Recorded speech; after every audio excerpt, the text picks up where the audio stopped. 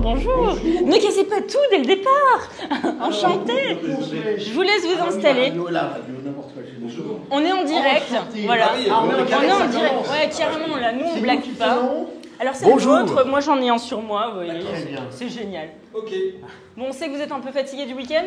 Oui, ça commence à tirer un petit peu, mais ça sent pas. Mais vous êtes fort. À tirer, oui, ça tire un peu. Sur les poignets, parce qu'à force De griffonner, ouais. Oui, voilà. Mais à force, faites des croix, vous savez, comme les médecins, ils font ça à force. On arrive encore à nous lire, contrairement aux médecins. C'est vrai, effectivement. Bon, et alors nous, on se présente un petit peu, on est une toute petite chaîne Twitch. Et en fait, le but pour nous, c'est de mettre à l'honneur des conventions geeks et surtout voilà, de leur faire une petite publicité sur nos réseaux. Et comme ça, voilà, on a eu la chance d'avoir une interview avec vous, l'honneur. Donc, je vais dire la vérité. Je vous dis honnêtement, je n'avais pas regardé Kaamelott avant de savoir que je vous interviewe. C'est pas grave. C'est moi le Et du coup... Et confiance. Ah, moi, j'ai confiance. Moi, je ne suis pas du tout paniquée, contrairement à lui. Mais tout va bien.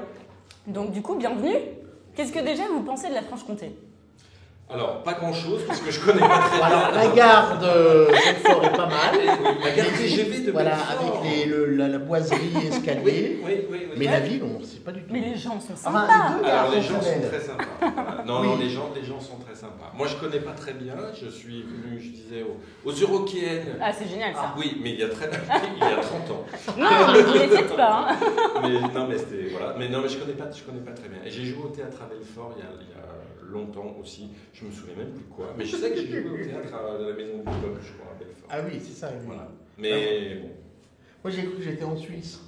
On n'est pas loin. Mais voilà. Ah, mais vous êtes comme moi. Un gars sur deux qui dit bonjour, monsieur Réa. En fait, vous êtes comme moi, vous vous renseignez bien avant de venir. C'est En fait, génial. là, il y a la frontière, là, juste à côté, de l'autre côté de la rue, quoi. Donc c'est pour ça. Voilà. Super, bon, on n'a pas beaucoup de temps comparé à ce qu'on nous avait dit. On va faire bref. Let's go. On va être au top. Donc déjà, nous, on a des questions que les viewers nous ont posées pour vous retranscrire. Donc déjà, comment êtes-vous arrivé sur le projet Kaamelott ? Alors, Au premier. oui, alors, moi je suis arrivé sur le projet Kaamelott en jouant au théâtre avec Alexandre Astier. Alors, pas qu'avec Alexandre Astier, c'est donc il y a aussi fort longtemps, mais c'était une pièce qui avait été mise en scène par Jean-Christophe Ambert, qui joue Caradoc dans la série. Okay. C'était une pièce de Shakespeare qui s'appelait Timon d'Athènes. Et dans cette distribution, il y avait beaucoup de gens qu'on a retrouvés après dans Kaamelott.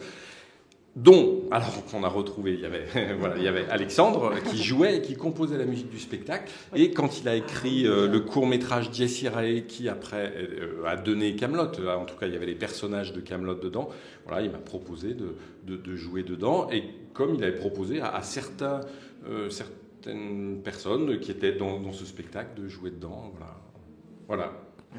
Grâce à vous, j'apprends des choses. Ah bah vous voyez, on a bien fait de venir. Bon, on se retrouvera un petit peu après. Oui, pour discuter. Non, je rigole. Et ben moi, j'ai passé un casting, tout simplement. Okay. Alors, un casting un peu bizarre, parce qu'il y avait presque pas de texte, il y avait des onomatopées qui étaient des paix, donc il fallait interpréter des paix. Voilà. Alors donc, moi, j'ai quand c'est ce même que j'ai fait. vu quelques séquences mythiques. Et je me dis que ça doit pas être simple de jouer votre rôle, d'apprendre votre texte, ça doit être quand même d'apprendre le texte, compliqué, c'est considérable, hein. C'est au moins 4 mois de préparation. Non, puisqu'on a le texte la veille, donc ça peut pas être 4 mois de préparation, mais il faut juste être dans le jeu et ne pas avoir peur du ridicule. Voilà, surtout. Donc il faut y aller, et puis il faut l'interprétation, fait le reste, quoi. Et un peu d'improvisation, mais très très peu. Et Voilà. pour rebondir sur ça, comment ça s'est passé pour vous ? Est-ce que vous avez eu, je sais pas, je pense, des énormes fous rires sur ce... Oui, non, parce qu'en fait, moi, quand je suis arrivé, j'étais, enfin, comme tout le monde, quand on débute, on est un peu dans ses petits souliers, on a les partenaires, je connaissais personne. Alexandre Astier, il m'impressionnait pas parce que je le connaissais pas au départ. Et puis, on a juste envie de bien faire son boulot, donc de péter au bon moment. Enfin, pour moi, c'était vraiment ça. C'est complètement incohérent, mais bon, de bien placer son paix. Alors, pas son paix, mais sa souffrance du paix, parce que c'est ça que je faisais. Et puis voilà, et puis il y a Laurent Deutsch à côté de soi, on est un peu, et puis on a sa partition, il faut la calibrer, la respecter. Exactement. Comme il faut. Parce que la première scène, c'était l'interprète, c'est ça La première scène, c'est l'interprète, voilà, où je suis le gars qui doit interpréter, enfin le gars qu'on ne comprend pas, quoi, voilà. Exactement. C'est vrai que ça devait pas être simple. Et du coup, qu'est-ce qui vous plaisait le plus sur les tournages de Kaamelott ? C'était la bonne ambiance parce que vu que vous disiez que vous aviez les speeches un jour avant, ça devait être quand même assez hard au niveau tournage. Ouais. Moi, ce qui m'a les meilleurs souvenirs que j'ai, c'est plutôt les souvenirs de première saison où on tournait, alors dans des conditions qui n'étaient pas forcément très confortables. On tournait notamment dans une ancienne usine qui faisait office de studio, une usine désaffectée qui faisait office de studio. Mais j'avais un peu l'impression d'être au théâtre parce que les souvenirs que j'ai de ces premières saisons, c'est qu'on jouait un peu pour l'équipe autour, l'équipe technique. Okay, d'accord. Il y avait, voilà, et j'ai beaucoup le souvenir de ça, de séquences qu'on tournait, qu'on jouait, et puis après du fou rire, mais de toute l'équipe aussi technique. Et on jouait un petit peu pour eux. Voilà. Et puis ça a un petit peu disparu avec le temps, parce qu'on a aussi tourné dans des conditions plus confortables, dans des grands studios, voilà. Mais voilà, moi c'est ce que je retiens un peu. Et c'est vrai, quand on voit autant de saisons avec un film, peut-être un deuxième, on a cru laisser paraître troisième, et voir en fait. À un moment donné, vous avez plus que la barrière professionnelle. Vous avez, je pense, des amitiés franches qui se sont liées avec certains partenaires. Comment ça se passe le tournage pour vous au niveau de des saisons Kaamelott? C'est très séquencé. Vous faites à la journée énormément de séquences. Ça se passe comment pour vous? Alors, les premières saisons, oui, c'était des très très gros rythmes de tournage parce qu'on était déjà sur une économie qui était. On était dans une case télé, c'est le format court à l'époque, c'était la suite de Caméra Café, et avec une économie où il faut faire beaucoup de minutes utiles par jour. Donc effectivement, voilà, et voilà, c'était très très très très serré. Et puis au fil du temps, ça c'est un petit peu, c'est devenu un petit peu plus confortable.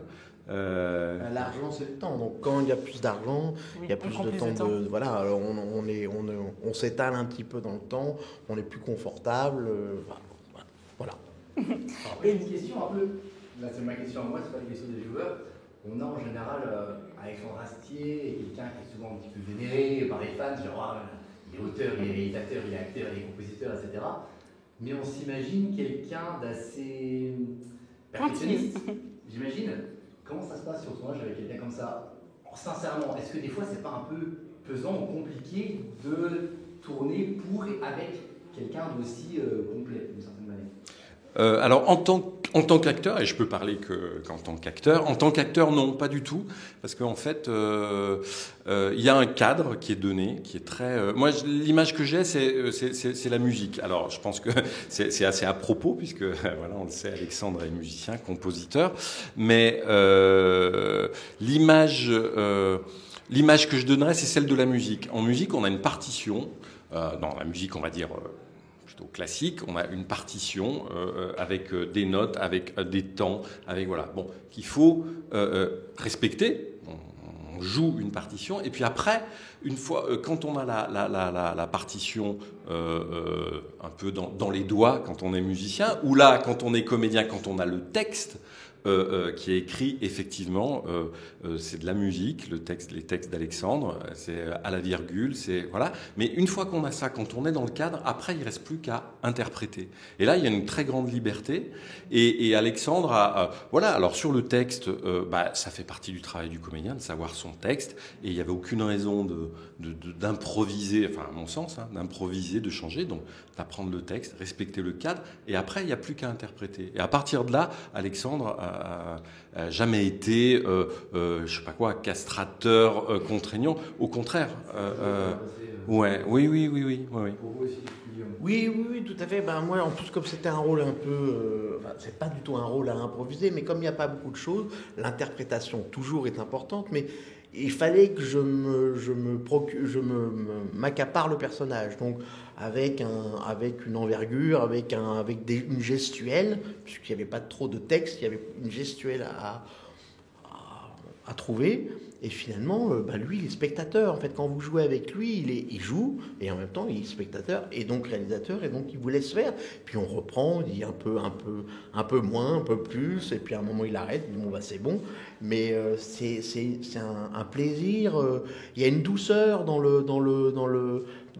l'acceptation d'autres qui dit vas-y, essaye, on va bien voir. Puis n'ayons pas peur du ridicule, parce que moi, j'ai fait des trucs, vraiment, je me disais, faut pas que j'ai peur du ridicule. Quand il me dit...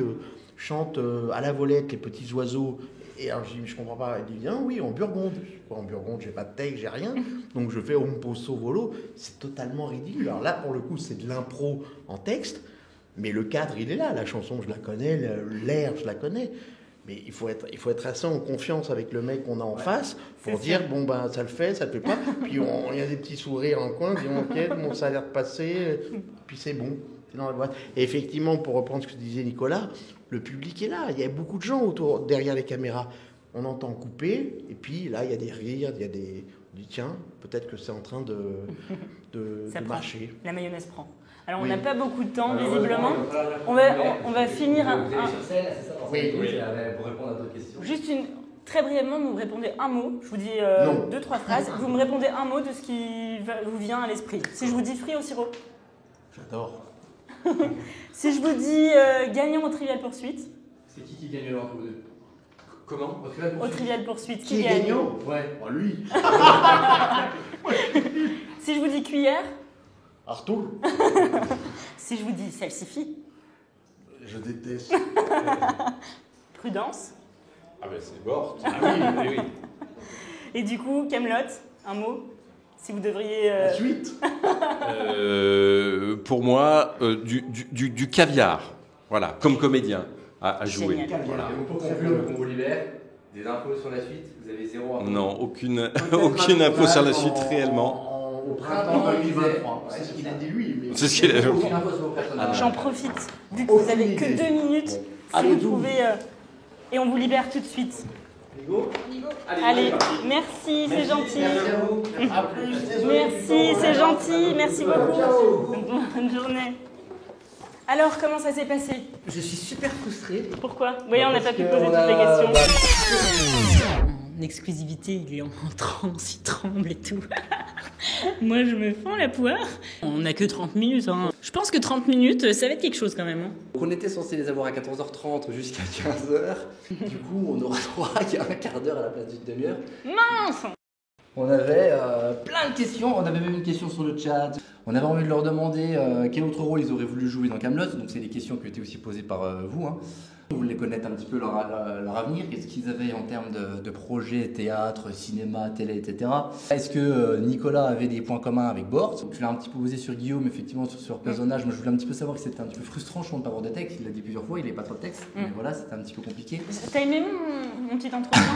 Ouais, mais sauf que à la fin, le Trivial Poursuite, ils n'ont pas compris. Hein. Non. Ah, celle-là aussi, moi, celle-là, j'avais vraiment envie de poser celle-là. Après la saison 4, le format a pas mal changé, était moins fun. Et qu'est-ce qu'ils en pensaient eux? C'était quoi leur avis sur la question? Est-ce qu'ils trouvaient qu'effectivement ils considéraient ça moins bien ou différent, etc. Mais c'était quand même cool de les avoir eu avec nous pendant un quart d'heure. Ouais, c'était chouette. Un peu frustrant parce que du coup, ça a été ultra rapide, ultra bref. Et c'est vrai qu'ils ont plein de choses à dire. Donc c'est vrai que c'est trop cool. Sur l'interview, mitigé, super content, super fier d'avoir pu quand même les avoir avec nous, c'est trop bien. Encore une fois, moi je suis un gros fan de Kaamelott. Et un peu frustré parce qu'on n'a pas eu assez de temps. Ouais. C'était la première interview qu'on faisait. Avec un peu de chance, on pourra en refaire d'autres. Bon, on vous fait des gros bisous. Merci de nous avoir suivis. On vous embrasse et on vous dit à bientôt. Bisous. Des bisous.